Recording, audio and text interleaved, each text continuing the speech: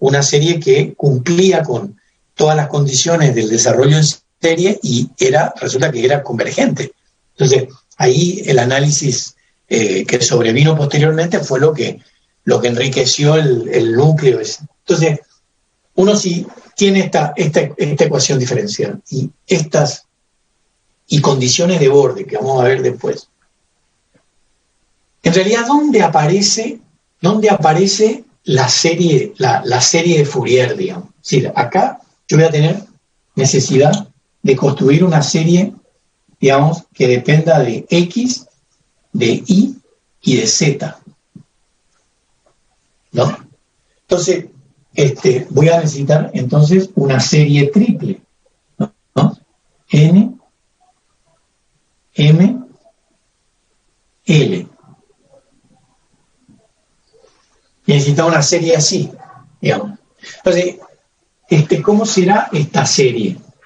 ¿No? Bueno, A, N, M, L, por alguna función, digamos, de cierto N, M, L, X, vamos a poner así, más, vamos a ponerle V, N, M, L, por cierta función Φ2, en realidad esto, vamos a poner así, Φ2 sí, de lambda N, M, L, por I, y algo similar para Z. Algo similar para Z. Entonces, esto en realidad es la representación de una serie triple de Fourier, pero ¿cómo pasamos de la representación unidimensional de esta serie o de esta a la representación tridimensional de una serie de Fourier asociada a una cierta función? Y aquí es donde aparece la riqueza de la idea, digamos, que no apareció en Taylor. Esto sí es la idea central. Yo creo que llega hasta nosotros y progresará seguramente varios siglos más, porque es una idea, la verdad que genial, digamos. La idea es que yo puedo, y aquí aparece un problema algebraico, digamos. Yo puedo resolver un problema de autovalores, es decir, puedo resolver, ya es un problema de autovalores. Un problema de autovalores sería así, por ejemplo. K sub n, este es un problema de autovalores, en el que yo tengo que determinar los n, en este caso n, m y l, que hagan resonante esta ecuación, o sea, que hagan que cuando yo la aplique aquí, cuando phi entre aquí y se aplique el laplaciano y se multiplique por k, nos dé 0. Ese conjunto de números se llama espectro de valores propios. Por la teoría de transformaciones lineales, uno sabe que a todo espectro de valores propios no degenerado le está asociado un conjunto de vectores propios que son únicos, linealmente independientes y que en consecuencia pueden estar asociados a una base. O sea, lo que hemos construido es un conjunto de autofunciones que, al ser ortonormales y ortogonales, constituyen una base en el espacio de Hilbert y en consecuencia puede construirse ahí la serie de Fourier asociada. Entonces, el concepto que no hay que perder de vista es que por eso es que es tan central el cálculo del período, por eso es tan central este término.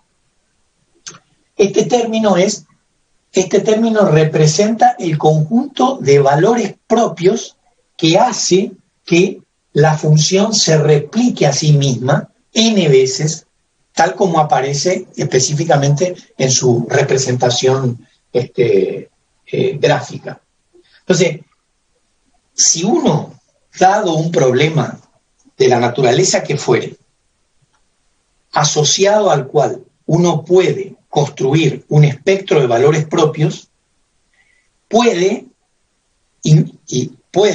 inmediatamente construir. Es decir, yo tengo el conjunto de valores propios, el conjunto de valores propios va a producir un conjunto de vectores propios. Luego probamos que el conjunto de vectores propios es ortogonal y, por supuesto, por la técnica de Gram-Schmidt uno puede ortonormalizar esto y, en consecuencia, puede construir una base. O sea que a partir de ahí, si prueba además que esta función es cuadrado integrable, bueno, inmediatamente le puede asociar la serie de Fourier, que es una construcción fundada sobre estas dos ideas. El concepto de que siempre asociado a un operador, el que fuese, uno va a poder construir este problema, U sub n. Este problema es el problema central, digamos. Es decir, este problema es un problema de autovalores. Uno va a resolver esta ecuación proponiendo determinada forma para lambda n. ¿Qué es lo que hace eso? Hace que yo pueda representar U sub n por cierta combinación lineal de los propios U sub n. Estos son los autovectores que voy a generar y que van a constituir la base de Hilbert. Esa es la idea que está detrás del concepto de serie de Fourier. Es decir, por supuesto que lo técnico a veces se pierde, es decir, la cuestión de esta, que es muy importante, pero que no deja de ser accesoria. Digamos, bueno, sí, ¿cómo calculo el período? ¿Cómo hago si la función está bien? Eso uno tiene que saber porque en los ejercicios eso va a aparecer. Pero lo que en realidad no tiene que olvidar es la génesis de la idea para después preguntarse con algún sentido cómo opera en la serie. Es decir, ¿de dónde viene la idea? Digamos, ¿cómo construimos la idea? La idea es que yo siempre, si tengo un operador diferencial, tipo laplaciano o combinaciones del laplaciano, y puedo plantear el problema de autovalores, puedo determinar autofunciones, a partir de ahí puedo ortogonalizar y ortonormalizar el sistema, y si pruebo que satisface la norma para L2, entonces estoy en un espacio de Hilbert, en realidad en un pre-Hilbert, luego en un espacio de Hilbert, y finalmente esa situación me habilita a poder representar cualquier función en términos de la base que construí antes. Es decir, a representar eso en términos de una serie de Fourier. Pero aquí viene la limitación, digamos, del método. Esto es cierto en general.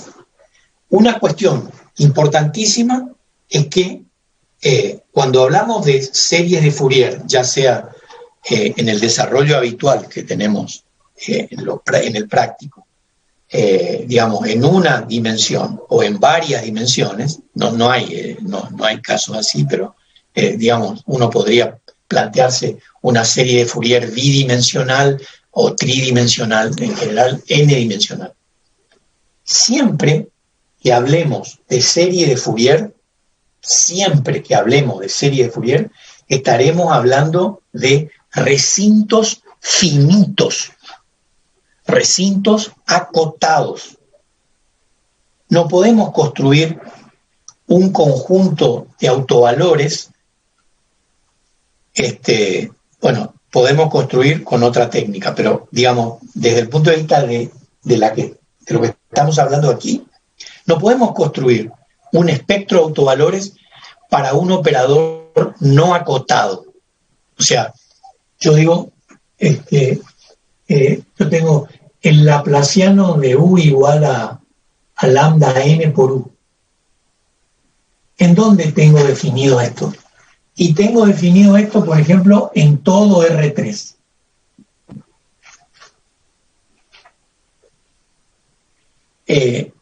Los autovalores aparecen porque son, como decíamos recién, como si fuera, estoy tratando de dar una imagen física, como si fueran las reflexiones que sufre una onda estacionaria, por ejemplo, en una pileta de natación, ¿no? Esas son ondas estacionarias, en realidad. Son reflexiones sucesivas de en los bordes de la pileta que producen ese efecto, digamos, general de movimiento. En realidad son estacionarias, no dependen del tiempo, dependen de la geometría. Por supuesto que dependen también de las condiciones objetivas del líquido. No será lo mismo agua que, no sé, que mercurio, por supuesto. Es decir, la respuesta dinámica es diferente, pero la esencia de la construcción de la serie asociada es la misma. O sea, en cualquier caso, yo lo que voy a determinar siempre es, voy a considerar el operador, voy a ver si el operador puede ser resuelto en términos de un conjunto de autovalores, luego construiré el conjunto de autofunciones asociado, posteriormente voy a ortogonalizar y ortonormalizar de acuerdo con la definición de Hilbert, del pre-Hilbert, digamos, de lo que es el producto, como recién decíamos, de dos funciones o un producto pesado, como fuere, pero un producto que se define no como el producto usual, sino a través de una integral.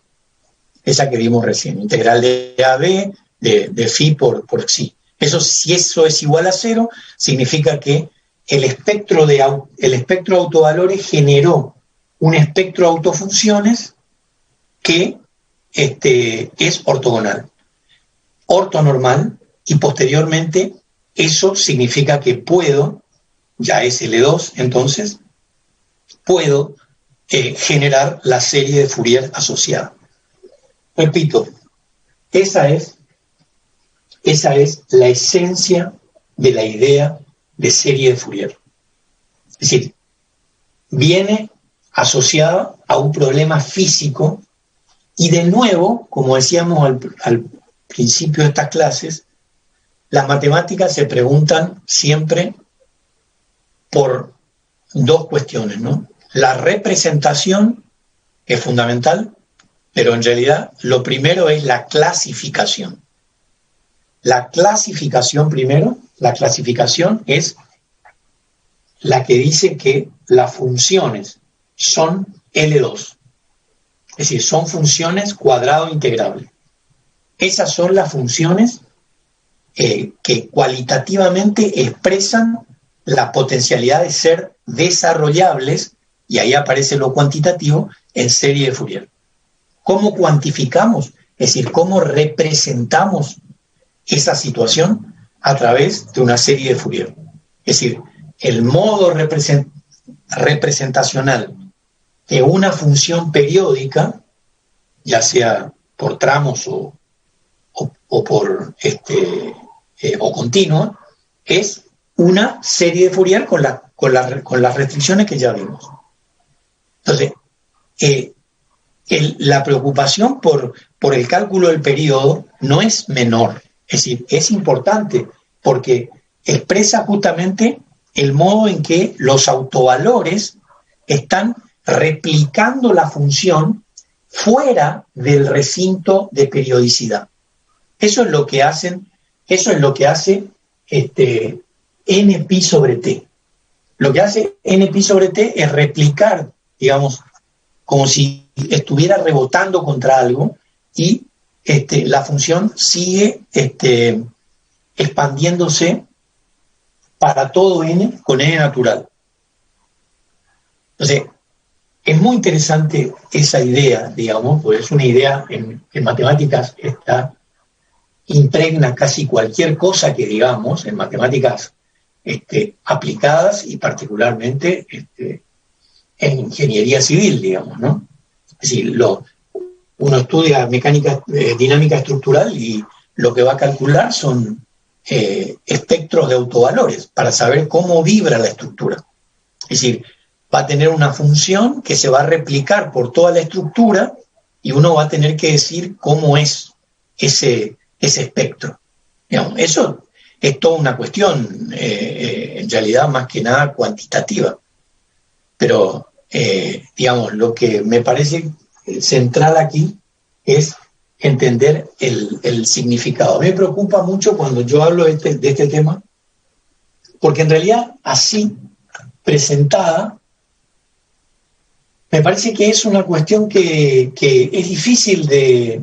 No, uno la puede trabajar perfectamente bien porque tiene fórmula para calcular a n de n.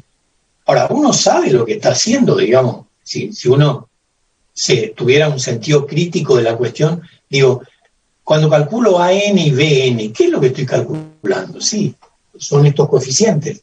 Pero fíjense, bueno, a partir de aquí, digamos, si uno asume que esta es la representación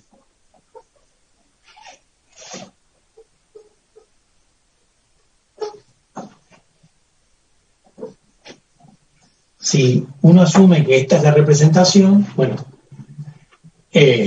acá en realidad para hacer, uno podría poner así, ¿no? Seno de lambda n por x y coseno de lambda n por x. Así, ¿no? Donde lambda n será, por ejemplo, n pi sobre t. Y el periodo lo tendremos que determinar, ¿no? Uno podría decir, bueno, pero también podría poner 1, supongamos, aquí sería la sucesión de sumas parciales. La sucesión de sumas parciales sería a seno de lambda n x, así sería, ¿no? Y b sub n, lo puedo escribir así, coseno de lambda n x, ¿no? Aquí ya en realidad tengo la sucesión, sería ya la sucesión de Fourier. Esta es la base. La base de Fourier es una sucesión.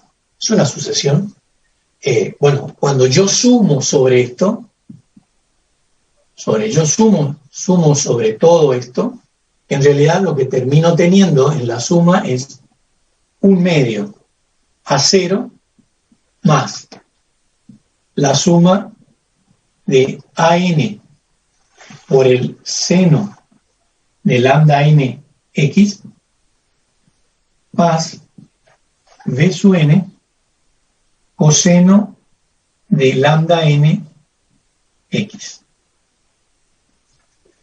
Y una cuestión interesante.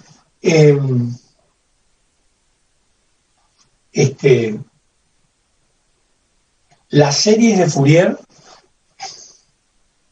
en realidad están pensadas o por lo general están definidas para variables espaciales, digamos. El espectro de autovalores, cuando resolvamos una expresión en ese sentido, vamos a vincularlo siempre con la espacialidad, digamos, ¿no? El espectro de autovalores es una condición para que se produzca esta reflexión infinita de la función hacia ambos lados del intervalo de periodicidad. Es decir, son estos rebotes que tiene la onda contra las paredes de la pileta. Es decir, para esos valores, digo, ¿no? Es decir, eso genera un autovalor, una autofunción. Entonces, acá en realidad cuando sumamos, tenemos, estas son autofunciones, estas son las autofunciones, que en realidad vamos a ver que esto es raíz de pi, esto es 1 sobre raíz de pi, digamos, y raíz de pi es la norma, digamos, ¿no?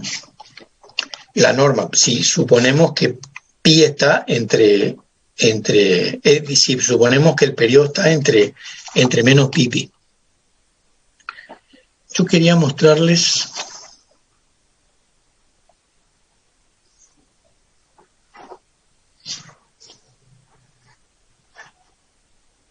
una expresión,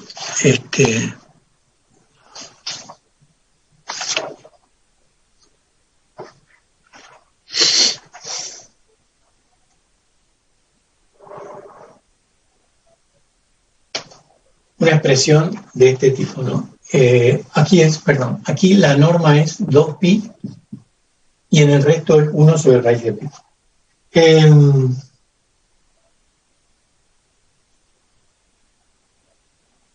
Por ejemplo,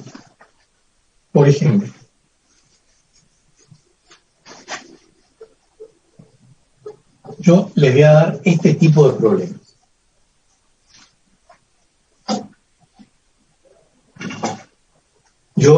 Ustedes en el práctico van a calcular los coeficientes. Yo les voy a dar un problema inverso. Yo les voy a preguntar así. Les doy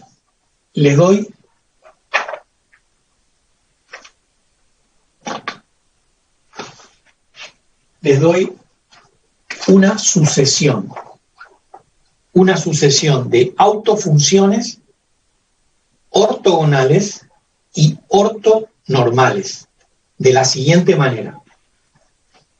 1 sobre raíz de 2pi, la forma tiene así, es coseno de x sobre raíz de pi, coseno de 2x sobre raíz de pi. Después, seno de 2x, seno de x primero, seno de x raíz de pi, luego seno de 2x raíz de pi, y así sucesivamente. Entonces la pregunta que hago es, yo les diera así, esta sucesión. Le pregunto, ¿esta sucesión es ortogonal y ortonormal entre menos pi y pi? Esta sucesión es ortogonal y ortonormal entre menos pi y pi. ¿Cómo construimos la serie de Fourier asociada? Yo les doy ahora esta forma desarrollada, digamos, de los coeficientes. Y ustedes van a construir la forma de la serie. Aquí está digamos, expresada por comprensión, y uno debiera después construir la serie, digamos, por definición del problema, ¿no?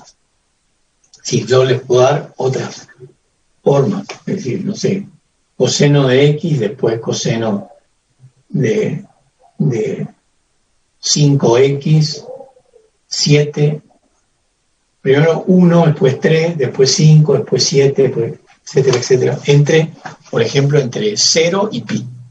Entonces les pido que con esta información, que ustedes saben que este es un conjunto ortonormal y ortogonal entre menos pi y pi. Les pido, entonces, que construyan la serie de Fourier asociada. a partir de los datos de la expresión, digamos, explícita, por decir de alguna manera, ¿no? ¿Sí? Yo voy a trabajar así. ¿Cómo están trabajando en el práctico? Bueno, en el práctico uno dice, bueno, es al revés, digamos. Yo les doy la función, les dan la función decimos, y acá hay que pedirle a los profesores que, yo ya les dije, pero hay que pedirle a los profesores que expliquen con todo detalle, pero con todo detalle, dónde vale la serie de Fourier que están construyendo. ¿Dónde vale? ¿Y qué tipo de convergencia tiene? O sea, no es hacer el ejercicio. El ejercicio lo puede hacer, no quiero decir cualquiera, pero aprendiendo la técnica no son más que 3 integraciones, digamos. O sea, no es una cuestión que no se puede hacer. Además, ustedes saben integrar, yo creo que es mucho y bien. Entonces, no es un reto. El reto es armar al revés. El reto es decir, bueno, yo te doy la base, y te digo dónde es ortogonal y ortonormal esa base, y ahora, a partir de los datos de la base, construime la serie de Fourier asociada a la función. Y decime qué tipo de convergencia tiene. Es decir, ¿es puntual? ¿Es uniforme? ¿Por qué lo es en un caso? ¿Por qué no lo es? Etcétera, etcétera, etcétera. Ese es el problema que hay que plantearse aquí. Digamos, no solo el problema directo, que es calcular coeficientes, sino comenzar a reconstruir la idea a partir de los datos de la base. Digamos. Es decir, yo cuando uno estudia vectores, ¿qué es lo que le dicen? Cuando uno estudia vectores, dicen, bueno, represente por favor este problema, ¿no? A sub i más b1j más c1z, ¿no? ck, digo. Pero yo acá les doy, les dan A1, B1 y C1, y por supuesto que inmediatamente uno puede construir U, ¿no? Les dan los datos para que, bueno. Ahora, el problema inverso es decir, yo les doy la base, yo les doy esto, yo les doy la base, calcúlenme los coeficientes A1, B1 y C1. ¿Sí? ¿Cómo van a calcular aquí, por ejemplo? Bueno, I por U, si multiplico acá, me queda, esto es A1. J por U, me queda B1. Y K por U, me queda C1. Entonces, lo que estoy diciendo acá es eso. Sí, yo les voy a dar I, J y K. ¿Quiénes son I, J y K? Bueno, es esta sucesión ortogonal y ortonormal en menos pi. Ahora, hay que calcular los AN ahora. A partir de estos datos hay que calcular los AN. Los AN van a venir así, van a venir dados de esta manera. Solo que acá, en realidad, tengo la expresión de la serie. O sea, es otra manera de calcular, o otra forma, digamos, de calcular los coeficientes, en realidad, porque finalmente uno va a tener así. Si uno... Acá decimos 1/2 de A0 más la suma, decíamos, ¿no? AN por el coseno de n x, de nx, vamos a poner así,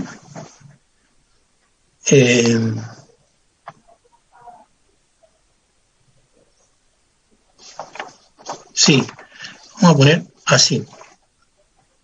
Coseno de n, vamos a poner así, de n pi sobre t por x más b sub n por el seno de n pi sobre t por x. Entonces, ustedes con estos datos tienen que armar esto, ¿no? Esa es la representación, digamos, del problema. Por supuesto, en este caso particular, ¿cómo será la forma que tiene que tomar f de x? La base. La base va a ser, por ejemplo, pi, vamos a poner así, para hacer más general, pi sobre el periodo por x. Acá voy a tener 2 pi sobre el periodo por x. Aquí voy a tener pi sobre el periodo por x. Aquí voy a tener 2 pi sobre el periodo por x. Y así sucesivamente, todo lo que sigue. Por supuesto, esto es ortogonal entre t, digamos, entre t, dado que t es el periodo, t y menos t. Así.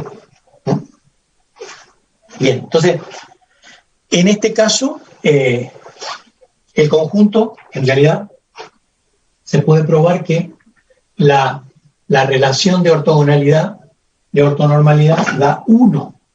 Por lo tanto, en este caso, en realidad, el valor es 1.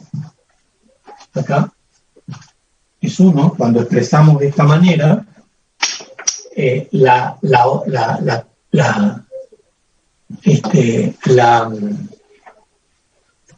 ortonormalidad vale 1. Vale 1. Si expresamos de esta manera, y entonces, naturalmente, si expresamos de esta manera, la serie asociada es esta. ¿Cómo calculamos los coeficientes? Bueno, A0 va a ser 1 sobre P integral entre menos T,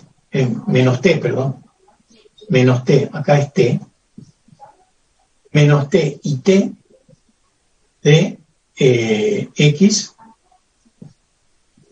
F de X.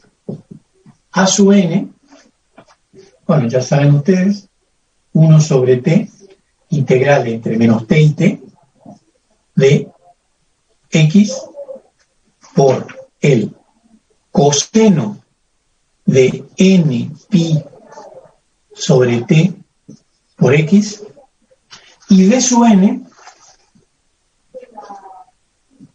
es 1 sobre T menos T por el seno de n pi sobre T por X.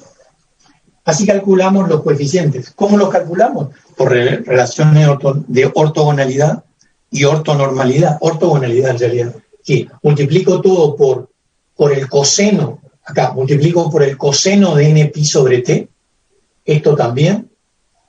Acá me queda coseno por coseno, que vale 1, coseno por coseno, en el sentido de la ortogonalidad y ortonormalidad en este caso, vale 1, y se va esto, porque seno por coseno, entre menos pi y pi, entre menos t y t, es 0, porque son ortogonales. Entonces, Bn se va. Si multiplico por el seno, integro entre menos t y t, esto se va al integrar entre menos t y t una función es 0, cuando integro sobre su periodo. Después, acá coseno por el seno es 0, por condición de ortogonalidad, y acá me queda seno cuadrado, que vale 1. Entonces, de esa manera calculo B sub n. Es decir que, haciendo uso de las relaciones de ortogonalidad y ortonormalidad, uno va a encontrar la forma para A0 y AN y Bn. La otra cosa que va a encontrar es que hay una relación directa entre la forma de la función y una propiedad muy interesante que es la de paridad. Una función se dice par cuando satisface esta condición. F de X será par, digamos, y yo digo F de X, F de menos X es igual a F de X. Y será impar si pongo F de menos X igual a menos F de X. Entonces, cuando la función es par, por ejemplo, x cuadrado, ¿es una función par o impar? Es una función par. Pues si yo cambio x por menos x, la función no se da cuenta. Sin embargo, la función x al cubo es impar, porque si yo, digamos, base de exponente negativo y exponente impar, el resultado es negativo. Entonces, cuando cambio x por menos x, si la potencia es un número impar, voy a tener siempre un valor negativo, un signo negativo. Así que la función es impar. Entonces, eso dependerá del tipo de exponente. Al final, ¿qué tenemos? Bueno, tenemos dos cuestiones fundamentalísimas. Si yo tengo una función impar, el único elemento que sobrevive es este y este, los elementos que sobreviven. Esto se anula. Bueno, eso en realidad se puede probar fácilmente. Vos cambiás x por menos x, esto no cambia, pero sí cambia esto. Entonces, cuando uno multiplica por el seno, esto se hace 0, pero esto no. Y esto tampoco. Y entonces estamos en una situación en la que la imparidad elimina esta expresión. La paridad permite que expresemos solamente esta cuestión. La paridad dice, coseno de menos x es la misma función, pero el seno de menos x es menos seno de x. Y de nuevo, cuando la función es par, digamos, el coseno es par, el seno es impar. En ese caso, si la función es par, entonces sobrevive solamente a n coseno de n pi sobre t. Si la función es impar, sobreviven este término y este término. Si la función no es par ni impar, están los tres. Eventualmente alguno podría hacerse 0, pero no por la imparidad o paridad, no por la paridad de la función, digamos, sino por la forma que tenga o alguna situación especial. Pero no tiene que ver con eso. La otra cuestión es la cuestión del período. Uno acá, en realidad, puede hablar de periodos generales, digamos, de la forma menos LL. Menos LL, el periodo es 2L. Entonces, acá tendríamos que cambiar. Acá tendríamos 2L. Y bueno, y acá, por supuesto, va de menos L a L, y todo lo demás, menos L a L, cambia todo. También podríamos ver si, por ejemplo, podríamos llamar al periodo, también hay situaciones en las que el periodo L, hay situaciones en las que el periodo L es, por ejemplo, A menos B. ¿No se ve bien? Ya no tengo más fibrones. Tengo, pero no sirve ni uno. También podríamos, decía yo, podríamos tener así, ¿no? L igual a A menos B. Entonces, todo quedaría dividido por A menos B, ¿no? L es A menos B. Acá tendríamos menos A menos B hasta A menos B. Digamos, uno podría generalizar hasta esa situación, podría tener, podría considerar, digamos, ¿no? Bueno, entonces, yo creo que lo más interesante de la clase es la cuestión vinculada con el modo de construcción de f de x en términos de su serie de Fourier y ver en qué situación la serie de Fourier realmente representa o no a la función, y si lo hace, en qué condiciones lo hace. Si es puntual, si es uniforme, entendiendo que una diferencia fundamental es la situación de periodicidad unida a la de continuidad y existencia de n derivadas, todas continuas. En ese caso, la convergencia es uniforme para todo L. Cuando la función es seccionalmente continua, la convergencia es puntual.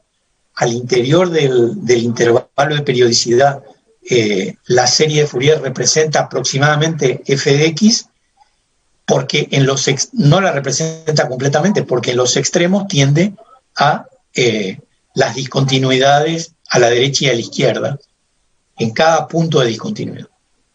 Entonces, la técnica, digamos, la técnica rigurosa para atacar estos problemas es, primero, representar la función seccionalmente continua o no que nos planteen. Una vez que uno tiene la función, en realidad ahí puede comenzar a mirar. Primero hay que mirar la paridad. ¿Es paridad par o paridad impar? Para no hacer toda la cuenta, digamos, sin ningún sentido. Si es par, si uno puede determinar si la función es par, entonces solo tiene la componente en coseno. Si es impar, la componente en seno. Y luego, a partir de ahí, digamos, hay que hacer las integraciones, que hay que tener mucho cuidado cuando uno las hace, porque en realidad yo hoy me quedo acá, son las 11 ya, un ejemplo que quería calcular, que era la de una serie de Fourier muy simple, que es la serie de Fourier asociada a una función escalón, a una función de Heaviside. La función de Heaviside, ¿se acuerdan ustedes? Creo que se acuerdan.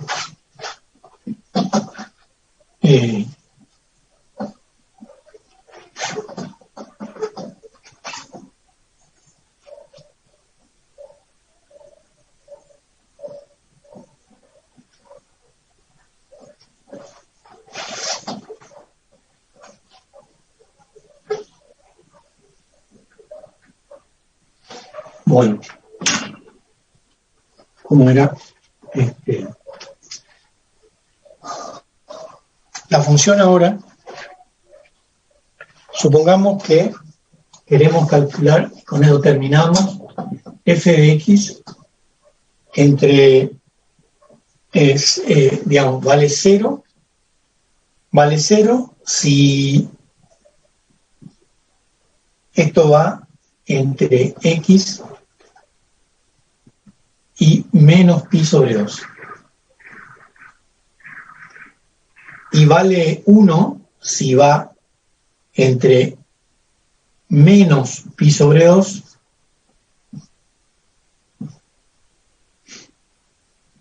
y x.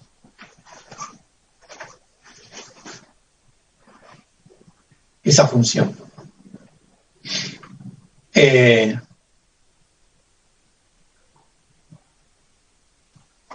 ¿Cómo es el gráfico? Digamos, bueno, uno va a tener así, supongamos que acá esté menos pi, acá está abierto, acá también está abierto. Profe, ahí puso en la segunda línea, puso menos pi medios mayor o igual a x. ¿Cómo? Menor que x. Puso 2 veces x, profe. Ahí al lado. Acá acá es pi. Acá es pi. Menos pi sobre 2 y menos pi sobre 2 y pi. Entonces, entre menos pi y menos pi sobre 2, tenemos eso. Y entre menos pi sobre 2 y pi, tenemos 1. O sea, acá tengo así. Esto es 1, ¿no? Y acá vuelvo a tener. Esta es la función. ¿Qué dirían ustedes? Si yo les dijera desarrollar esa función.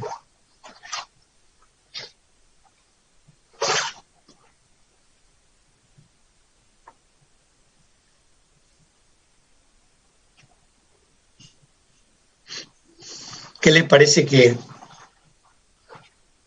¿En qué situación estamos, digamos? ¿Sí? Exactamente. Para mí también convergencia puntual. Acá no estamos autorizados para nada, pero para nada. Lo hacemos porque somos unos caraduras, pero de ninguna manera podemos poner esto, digamos, porque no es cierto. Pero lo hacemos.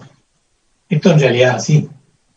Y aquí faltan las condiciones sobre cada uno de los puntos de discontinuidad. Es decir, esto será así, puntualmente, más las condiciones que exige el teorema de Dirichlet para una función seccionalmente continua. Ese es un buen principio de análisis. Ese es un muy buen principio de análisis. Identificar la función. No, la primera cuestión es que, en realidad, antes que todo esto, bueno, la función es periódica, sí. Si es periódica, de periodo, fíjense que va de periodo pi, va pi menos pi. Periodo 2pi. O sea, función periódica de periodo 2pi. Perfecto. Segunda cuestión, ¿seccionalmente continua? Sí. Este es un punto de discontinuidad, este es otro y este es otro. Por lo tanto, ¿en qué situación estoy? La serie de Fourier representa solo aproximadamente la función, más los términos que hay que agregar, digamos, en función del teorema de Dirichlet, en el sentido de que la serie de Fourier tiende en los puntos de discontinuidad a los valores de f de x a la izquierda y a la derecha en cada uno de ellos, evaluada en cada uno de ellos. Ese es un punto fundamental. Una vez que uno sabe eso, sabe, digamos, dónde está el problema, digamos. Si uno identificó esto previamente al cálculo, uno sabe dónde está parado, digamos, sabe exactamente qué es lo que tiene que hacer. Lo que tiene que hacer ahora es calcular esto y poner esta condición. Esto se va a poder escribir. Simplemente la serie de Fourier se va a poner así, digamos. La serie de Fourier, así tiene que ser. La serie de Fourier va a converger, digamos, aquí a f de menos pi por la izquierda, por la derecha, f de menos pi por la izquierda, esto es 1/2, ¿no es cierto? También la serie de Fourier converge a f de menos pi sobre 2 menos f de menos pi, ¿sí? Y f converge a 1/2 de f de pi menos f, perdón, más es más el promedio menos es pi, perdón, por la izquierda. Entonces, estas son las cosas que definen lo que vamos a hacer. Nosotros vamos a hacer solo esto. Esto en realidad lo tenemos que dejar indicado. La serie de Fourier tiende en los puntos de discontinuidad a estos valores. Y en el interior del intervalo tiende a esto que vamos a calcular ahora. En realidad. Entonces, así se responde el problema total, digamos. El problema total que ha respondido correctamente así. Decimos, esto pasa en el intervalo menos pi sobre 2 y menos pi sobre 2 pi, ahí sucede esto, y en menos pi sobre 2 y en menos pi y en pi aparecen estas condiciones de convergencia puntual a esos valores. Esto les voy a exigir, es decir, en el sentido de que discutan de este modo.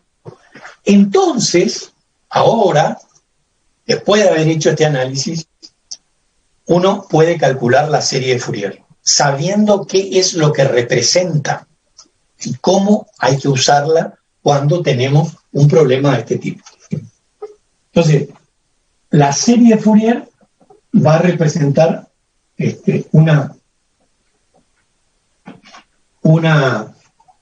bueno, yo quisiera que buscaran, y el martes hablamos, teorema de Dirichlet. Teorema de Dirichlet.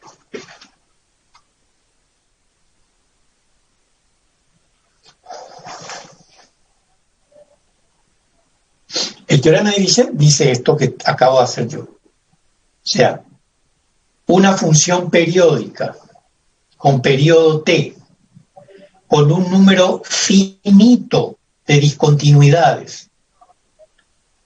Su serie de Fourier tiende a la función en el interior del intervalo de periodicidad. Y en sus puntos, de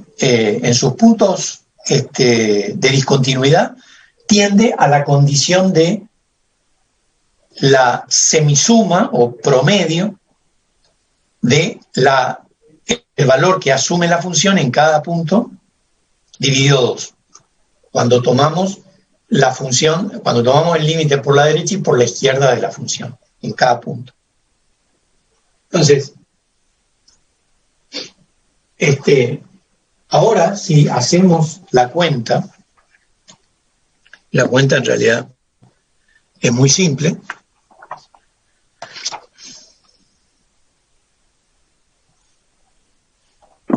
Si hacemos la cuenta,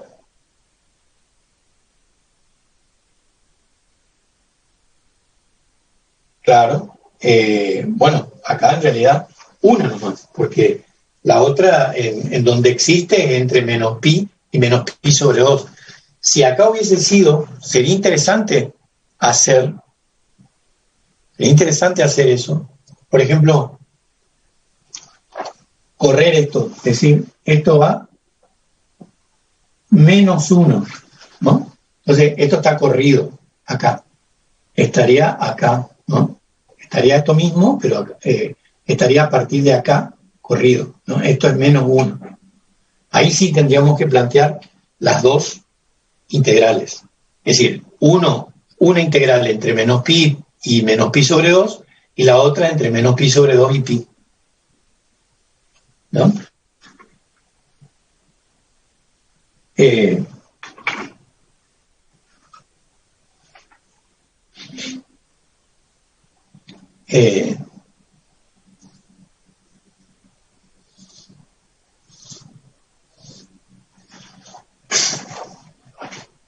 Uno podría escribir así también la serie, en este caso. F de X va a ser la serie de Fourier de X más, esta sería la forma rigurosa, digamos, de escribir, más, por ejemplo, en este intervalo, vamos a tener dos puntos, digamos, de discontinuidad. Entonces, yo voy a tener más un medio de f de x0 más f de x0 quiere decir menos pi, ¿no? Vamos a poner menos pi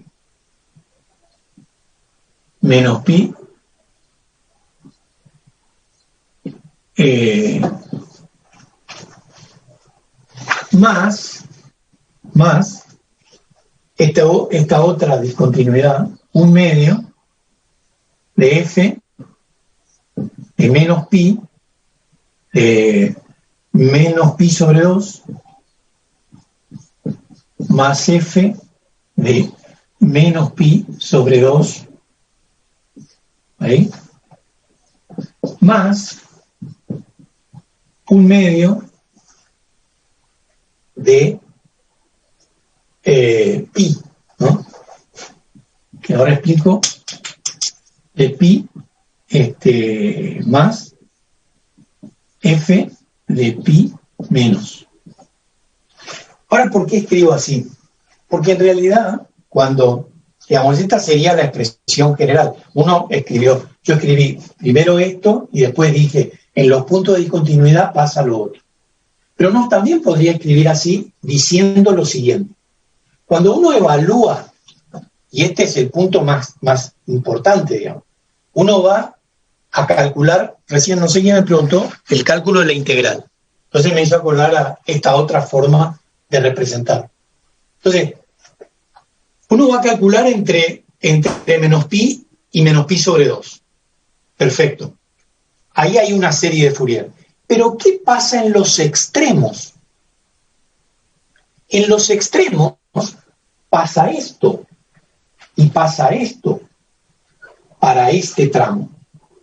¿Y qué pasa cuando, digamos, integro sobre todo y entonces después aparece este tramo en el que yo también tengo una discontinuidad? O sea, y aparece entonces esta otra situación, que es esta que está aquí, este extremo. Entonces, lo que estoy diciendo acá es, sí, es la representación de f de x, acá sería la representación exacta, digamos. La representación exacta es la representación de la función en el interior del intervalo de periodicidad más lo que pasa cuando evaluamos las integrales entre 0 y entre los extremos, porque dijimos que vale solo para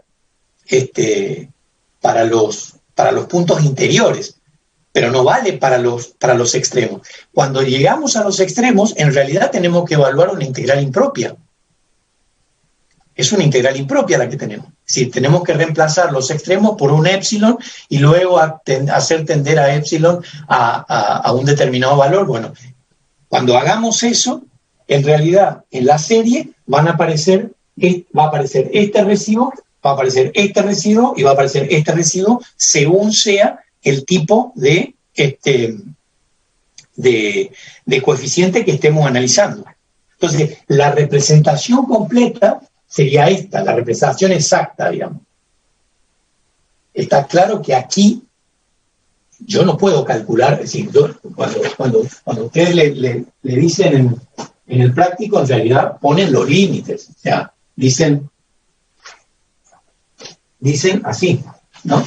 Integran sobre todo, por supuesto, dicen, bueno, entre menos pi y pi sobre 2, y menos pi sobre 2.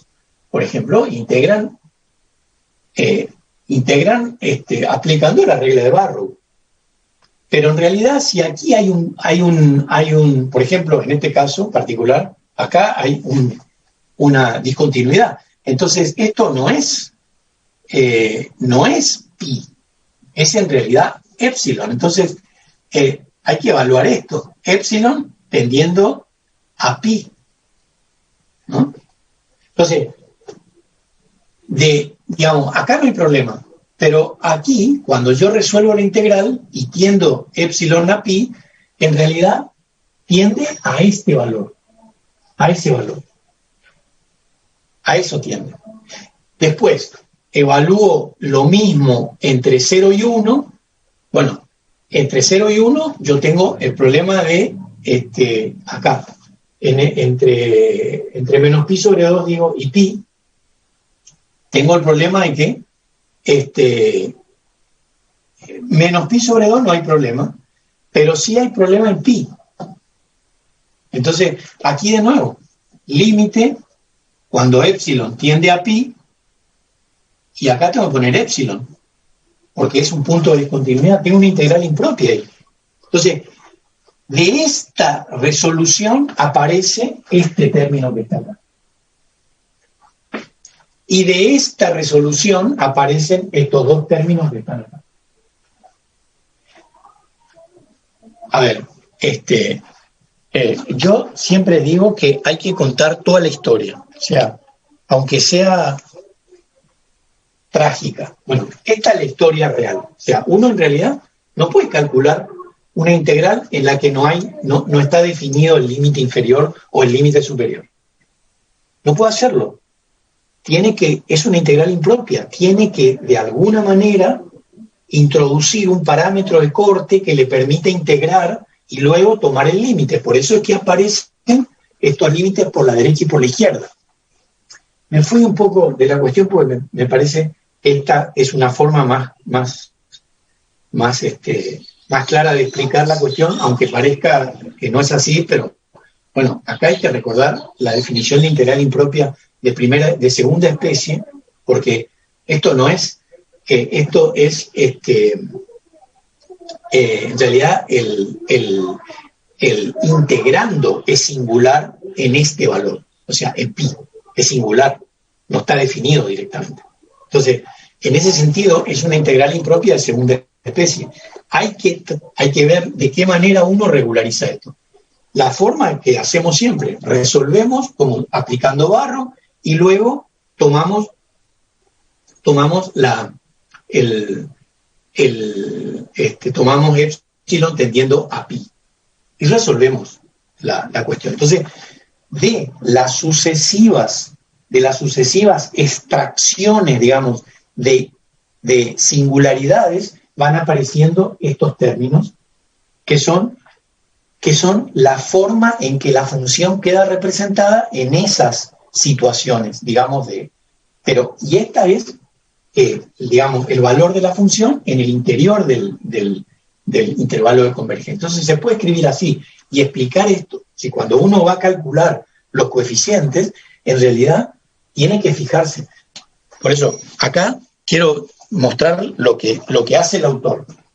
Última cosa, aquí, con este problema que me parece interesante. Esto va de 0 y va de 0 a 1. Entonces, fíjense lo que sucede acá.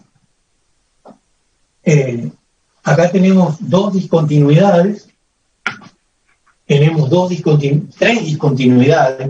tres discontinuidades. Sin decir una sola palabra, dice, calculamos a 0. Bueno, y utiliza la fórmula.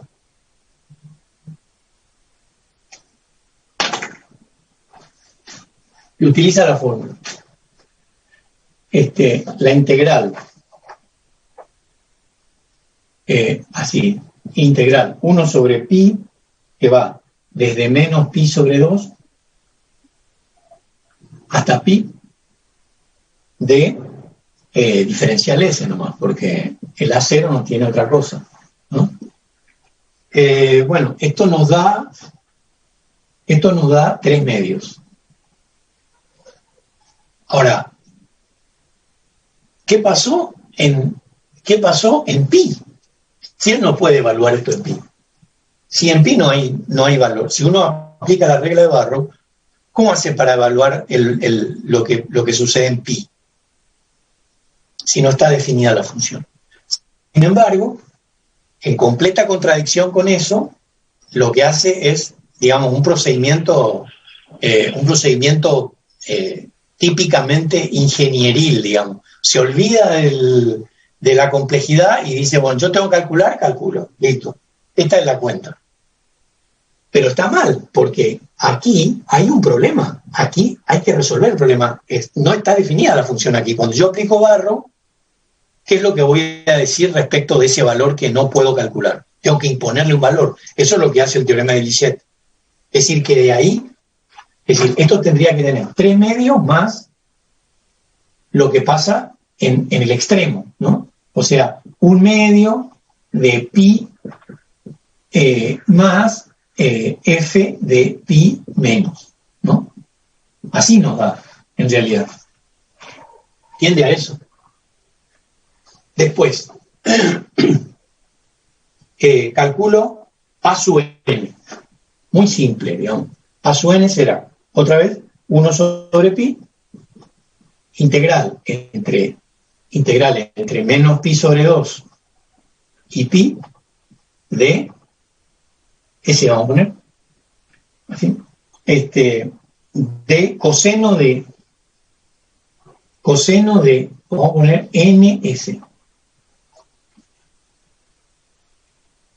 Bueno, si uno integra ahí, si uno integra aquí, esto nos da seno de n pi sobre 2 sobre n pi.